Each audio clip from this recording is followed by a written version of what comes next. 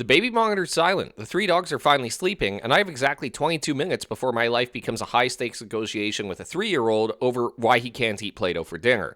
This is the golden window, and if you're a parent, it's the most valuable currency that you own. Lately, I've been spending that currency on two specific games that have spent about a year in my backlog, Witchfire and Voidbreaker. One is a dark methodical crawl that rewards your patience, the other is a neon-fueled panic attack that rewards your coffee addiction. But here's the hook. The choice you make at 9 p.m. determines whether you'll be relaxed or completely wired when the kid wakes up at 6 a.m. Today, we're doing the full audit. Which one belongs in your limited rotation? Before we jump into the overview, we have to talk about how you're hearing me. Look, my home office is a high traffic zone for 3 dogs, a cat, and a toddler who treats my office door like it's a drum kit. And that's exactly why you've been hearing me through the Fifine AM8. They sent this over to the channel and it immediately evicted my Blue Yeti. The Yeti was great, but it picked up everything going on around the house, including my son's existential crisis from 3 rooms away. The AM8 has this incredible background noise rejection. It makes it sound like I live in a quiet professional studio instead of a localized zoo. It's XLR and USB-C, it looks sleek, and most importantly, it lets me record these scripts while the cat is currently screaming for a 4th dinner 6 feet away.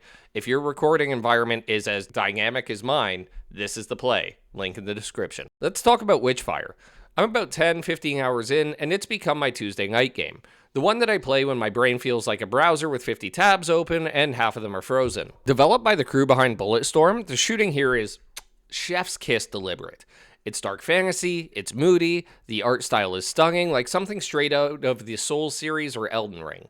But the dad hook is the progression. I can hop in for a 20-minute run, progress my Genosis, I think I'm saying that correctly, grind some Mysterium, and I feel like I've actually achieved something.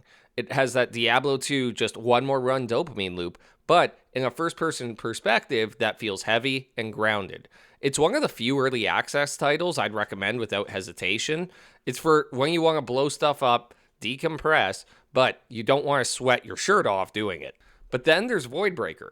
This is the Saturday morning game. The coffee is hit, the house is temporarily stable, and I just want to feel like I'm piloting a fighter jet through a neon blender. While Witchfire is all about positioning, Voidbreaker is an eccentric, high-intensity bullet hell shooter that's all about velocity.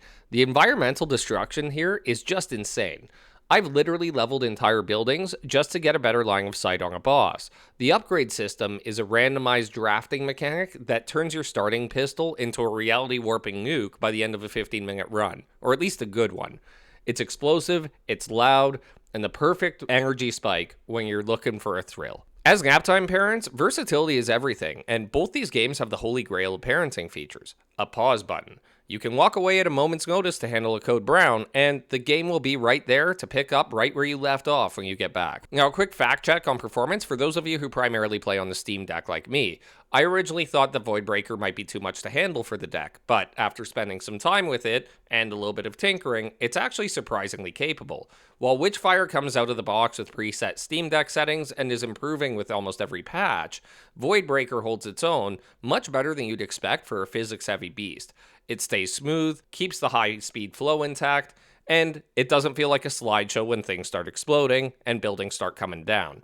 Whether you're on your main rig or on the couch, you're getting a premium experience. So here's an Naptime Dad verdict for your time investment. If you want a game that respects your low energy, rewards your patience, and offers a deep Diablo-style progression system that you could chip away at over months, get Witchfire. It's the most grown-up shooter that I've played in years, and for an FPS, it's surprising of how much the environments actually remind me of the Souls series. And if you want a high-octane shooter that keeps you on your toes, lets you destroy everything in sight, and experiment with wild randomized builds for a quick adrenaline hit, grab Voidbreaker. I still genuinely can't believe that this game was made by a single developer. It just blows my mind every time I load into a run. I honestly don't see either one of these games as being better than the other. They're totally different games for different moods. So if you're into that high octane feel, Voidbreaker is the one for you. But if you like that sort of Elden Ring environment where you could get just totally immersed, then go for Witchfire. Being a gaming dad is about making the most of the fragments of time that we have left, whether you're hunting witches or breaking into the void.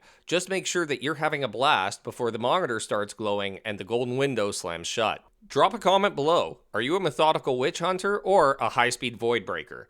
And a big thanks to Fifine for the AM8. Honestly, it's the only reason that you can't hear my dogs debating the neighbor's cat right now. I'm the Naptime Dad. My 22 minutes are up. And remember, the only grinding we do is for coffee beans.